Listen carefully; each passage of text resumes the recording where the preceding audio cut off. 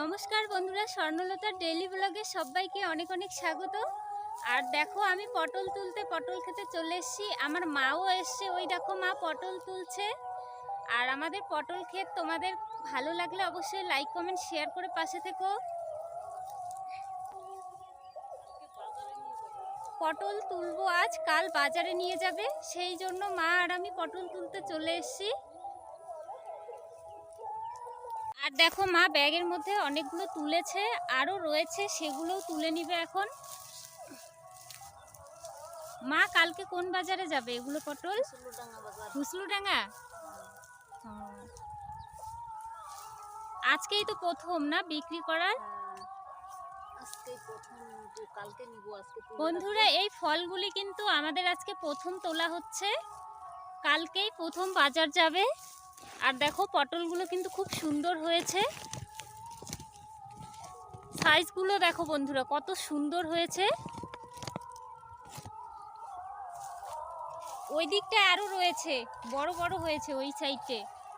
হ্যাঁ, এগুলোও তুলে নিতে হবে।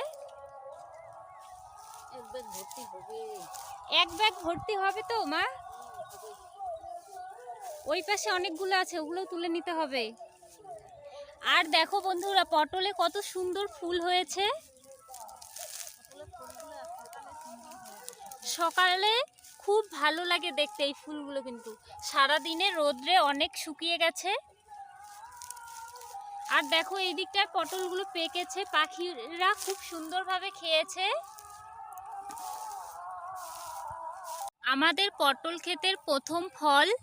আর ব্যাগটি খুব সুন্দরভাবে ভরেছে, দেখেও ভালো লাগছে। ফসল ভালো হলে কৃষকদের কাজ করতেও খুব ভালো লাগে, আনন্দ হয়, আনন্দের সাথে কাজ করতে পারে। আর ফসলই যদি খারাপ হয় তবে কাজে মন বসে না, মনটাও ভেঙে যায়, মনটা খুবই খারাপ হয়ে যায়।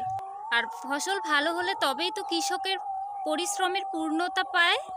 তো বন্ধুরা, আমাদের পটল তোলা হয়ে গেছে, এখন আমরা বাড়ি চলে যাব। আর এই দেখো ব্যাগ বালতি দুটোই ভর্তি হয়েছে, আর মাও রেডি যাওয়ার জন্য বাড়িতে। চলো আমরা এখন বাড়ি চলে যাব। বাড়ি চলে যাচ্ছে ব্যাগটা নিয়ে। বন্ধুরা, আজকের ব্লগটি এখানেই শেষ করছি, আবারও দেখা হবে নতুন ব্লগে। আমার প্রিয় বন্ধুরা, ভালো থেকো, সুস্থ থেকো। মা, আজকের ব্লগটা এখানেই শেষ করব।